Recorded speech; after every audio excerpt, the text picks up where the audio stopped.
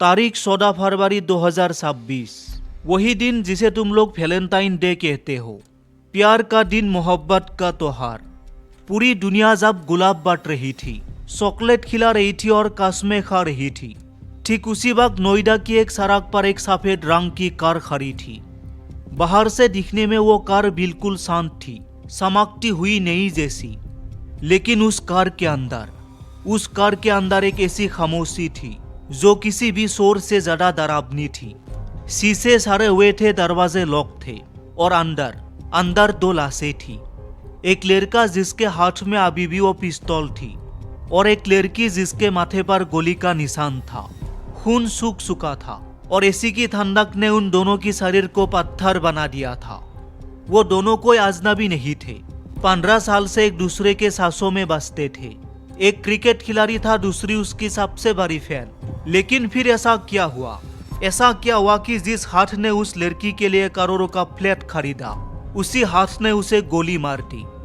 क्या वो सिर्फ एक दुश्मन था या फिर सोची समझी एक साजिश? आज आपको वो कहानी सुनाता हूँ जो अखबारों की हेडलाइन में तो आई, लेकिन उसके पीछे का साज किसी ने नहीं देखा। ये कहानी सिर्फ सुमित और रेखा की नहीं है। ये कहानी आपके और हमारे समाज के उस दोगलेपन की है जो प्यार तो देखता है लेकिन पहले जाति का चश्मा पहनता है। कहानी की शुरुआत आज से 15 साल पहले होती है। तब ना नोएडा में इतनी ऊंची इमारतें थी और ना ही दिलों में इतनी दीवारें। दिल्ली का त्रिलोकपुरी इलाका, स्कूल की वो खूबसूरत जिंदगी। सुमित एक होनहार लड़का, रागों में क्रिकेट दौड़ता था उसके।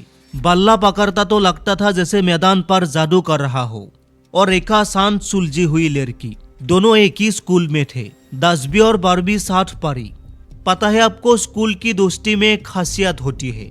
वहाँ कोई किसी से ये नहीं पूछता कि तेरी जाति क्या है, वहाँ बस दिल मिलते हैं। सुमित वाल्मीकि समाज से था और रेखा कायस्थ परिवार से, लेकिन उस वक्त इन शब्दों का कोई मतलब नहीं था। दोनों के बीच दोस्ती हुई और दोस्ती कब प्यार में बदल गई उन्हें खुद पता नहीं चला। सुमित क्रिकेट खेलता तो रेखा सबसे जोर से तालियां बजाती। दोनों के घर वाले भी एक दूसरे को जानते थे, आना जाना था। सब कुछ कितना खूबसूरत था ना। लेकिन कहते हैं ना, वक्त हमेशा एक जैसा नहीं रहता। सुमित ने क्रिकेट में नाम कमाना शुरू किया। यूपी, राजस्थान, एमपी, हर जगह उसके बल्ले की धमक थी। उसे लगा अब जिंदगी सेट है। लेकिन तभी तकदीर ने पहला पासा पलटा। साल 2019 सुमित के साथ एक भयानक रोड एक्सीडेंट हुआ। वो खिलाड़ी जो मैदान में दौड़ता था बिस्तर पर आ गया। डॉक्टरों ने कह दिया, बेटा अब बल्ला छोड़ दो, अब तुम कभी क्रिकेट नहीं खेल पाओगे। सोचो उस लड़के पर क्या गुजरी होगी। उसके सपने टूटकर बिखर गए थे। लेकिन असली प्यार की परख तो बुरे वक्त में ही होती है। जब सुमित का करियर खत्म हो गया, शरीर टूट गया, तब रेखा ने उसका साथ नहीं छोड़ा। वो 7 महीने जब सुमित रिकवरी कर रहा था, रेखा साई की तरह उसके साथ रही। उसने उसे हिम्मत दी। उसने कहा, क्रिकेट गया तो क्या हुआ, तुम हो ना, हम साथ हैं, सब ठीक कर लेंगे। और सुमित ने कर दिखाया। उसने हार नहीं मानी। क्रिकेट गया तो उसने बिजनेस शुरू किया। अपने पिता की मदद से वाटर प्लांट लगाया, दिन रात एक कर दिया। और जानते हो क्यों? ताकि वो रेखा के घर वालों को साबित कर सके कि वो उनकी बेटी को रानी बनाकर रख सकता है। उसने मेहनत की, पैसा कमाया। नोएडा में उसने 1 करोड़ का फ्लैट खरीदा। किसके लिए? अपनी रेखा के लिए। वो उसे सरप्राइज देना चाहता था। उसे लगा कि अब उसके पास पैसा है, घर है, प्यार है, अब तो दुनिया झुक जाएगी। लेकिन बेटा, ये दुनिया पैसे के आगे झुकती होगी, मगर जाति के आगे इसकी रीढ़ की हड्डी आकर जाती है। अब कहानी में एंट्री होती है उसकी, जिसने ना जाने कितने प्रेमियों को निगला। जातिवाद। जब शादी की बात आई तो रेखा के परिवार को सुमित का पैसा नहीं दिखा, उसका प्यार नहीं दिखा, उसकी 15 साल की तपस्या नहीं दिखी। उन्हें देखा तो बस ये कि लड़का हमारी बिरादरी का नहीं है। अरे वो लड़का जो तुम्हारे घर में आता जाता था तब बुरा नहीं था, जब वो सफल क्रिकेटर था तब बुरा नहीं था। अब जब बेटी का हाथ मांग लिया तो धर्म संकट में आ गया। विरोध शुरू हुआ। रेखा के घर वाले सख्त खिलाफ हो गए। सुमित के भाई ने बताया कि रेखा के परिवार ने धमकियां देनी शुरू कर दी। उन्हें डर था कि समाज क्या कहेगा। इज्जत का हवाला दिया गया। वही घिसी पिटी कहानी नाक कट जाएगी। दबाव इतना बढ़ा कि रेखा जो कभी सुमित की थाल थी, अब खुद कमजोर पड़ने लगी। रोज के जागरे, रोज के ताने, और फिर एक दिन सुमित को झुकना पड़ा। कहानी में वो मोड़ आया जिसने सुमित को अंदर से तोड़ कर रख दिया। सुमित और रेखा का प्यार 15 साल पुराना था, लेकिन रेखा के परिवार वालों को यह रिश्ता किसी भी कीमत पर मंजूर नहीं था। जब बातों से बात नहीं बनी तो उन्होंने वो रास्ता अपनाया जो अक्सर प्यार करने वालों को डराने के लिए अपनाया जाता है, पुलिस और थाना। वो लड़का जो रेखा को अपनी जान से भी ज्यादा चाहता था। एक दिन उसी लड़के के खिलाफ रेखा के घर वाले पुलिस थाने पहुंच गए। आरोप लगाया गया कि सुमित उनकी बेटी को परेशान कर रहा है, छेड़खानी कर रहा है। पुलिस ने सुमित को बुलाया। थाने की वो 4 दीवारें और सामने रेखा के परिवार वाले। सुमित अकेला पड़ गया था। उसे इज्जत का डर दिखाया गया, जेल की सलाहों का खौफ दिखाया गया।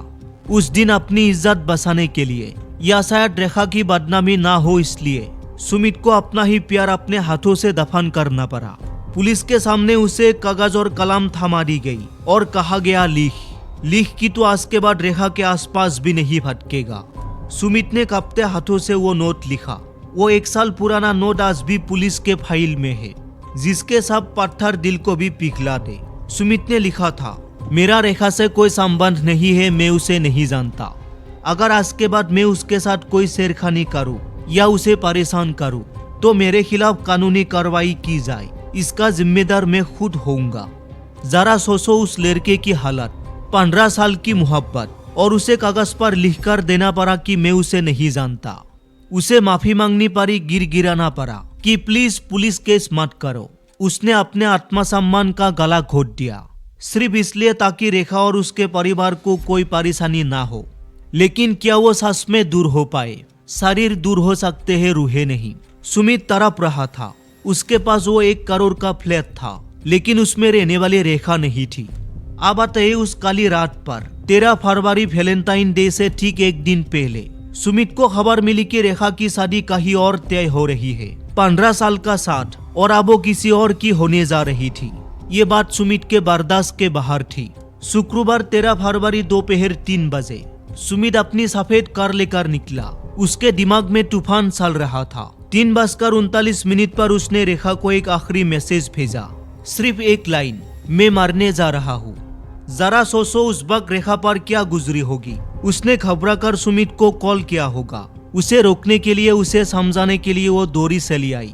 वो दोनों मिले। रेखा शायद उसे कहने आई थी कि सुमित ऐसा मत करो। वो उसकी जान बचाना चाहती थी। वो दोनों कार में बैठे। कार नोएडा की सड़कों पर घूमती रही। ये वही इलाका था जहां सुमित का एक्सीडेंट हुआ था, और आज फिर जिंदगी उसे वही ले आई थी। कार के अंदर क्या क्या हुआ होगा? शायद सुमित रोया होगा। उसने पूछा होगा, 15 साल रेखा, 15 साल मैंने तुम्हारे लिए क्या नहीं किया? घर लिया, करियर बनाया, दुनिया से लड़ा, और तुम मुझे छोड़कर जा रही हो। रेखा ने शायद अपनी मजबूरी बताई होगी। पापा नहीं मान रहे, समाज नहीं जीने देगा। दोनों के बीच बहस हुई होगी, आंसू बहे होंगे।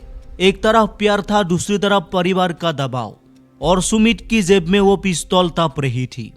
और फिर वो पलाया जब सुमित का सब्र टूट गया, या शायद उसकी उम्मीद टूट गई। एक धमाका और सब खत्म। 14 फरवरी की सुबह लोग प्यार का जश्न मना रहे थे, और पुलिस उस कार का दरवाजा तोड़ने की कोशिश कर रही थी। दरवाजा खुला, सुमित का हाथ पिस्तौल पर था, और रेखा बेजान पड़ी थी। पुलिस कहती है शुरुआती जांच में यह मारदार लगता है, यानी सुमित ने पहले रेखा को गोली मारी क्योंकि वो उसे किसी और का होते नहीं देख सकता था, और फिर खुद को गोली मार ली क्योंकि रेखा के बिना वो जी भी नहीं सकता था। दोस्तों, 15 साल कम नहीं होते। एक बच्चा पैदा होकर 10वीं पास कर लेता है इतने सालों में। इतने साल वो दोनों साथ थे, दोनों बालिग थे, कमाते थे, अपने पैरों पर खड़े थे। फिर उन्हें शादी के लिए किसकी इजाजत चाहिए थी? क्या हमारे समाज में 2 बालिग लोग अपनी मर्जी से जीवन साथी नहीं चुन सकते? मैं उस लड़की के माँ बाप से पूछना चाहता हूँ, क्या अब आप लोग खुश हैं? बेटी की शादी दूसरी बिरादरी में नहीं होने दी, नाक बसा ली, लेकिन अब बेटी ही नहीं रही तो उस नाक का क्या असर डालोगे? और सुमित, तुमने ये क्या किया? तुमने फ्लैट खरीदा, तुम लड़े, लेकिन आखिरी फैसला इतना कमजोर क्यों? ये प्यार नहीं, ये तो दीवानगी की हद है। ये वो ईगो है जो कहता है अगर तुम मेरी नहीं तो किसी की नहीं। इस कहानी का अंत 2 लाशों के साथ हुआ। सुमित का वो 1 करोड़ का फ्लैट अब खाली पड़ा है। वो सपने, वो वादे सब उस कार में खून के साथ बह गए। दोस्तों, जिंदगी फिल्मों जैसी नहीं होती। यह क्लाइमेक्स में हीरो हीरोइन मारते हैं तो तालियां नहीं बजती, घर बर्बाद होते हैं। प्यार में दिल टूट सकता है, लेकिन जिंदगी उससे कहीं बड़ी है। सुमित और रेखा तो चले गए एक दूसरे के साथ, मगर एक बहुत गलत रास्ते पर। उनकी ये अधूरी कहानी हमें एक सबक देकर गई कि नफरत और ईगो प्यार से ज्यादा खतरनाक हो रहे हैं, और यही आज के समाज के सबसे बड़ा सच है।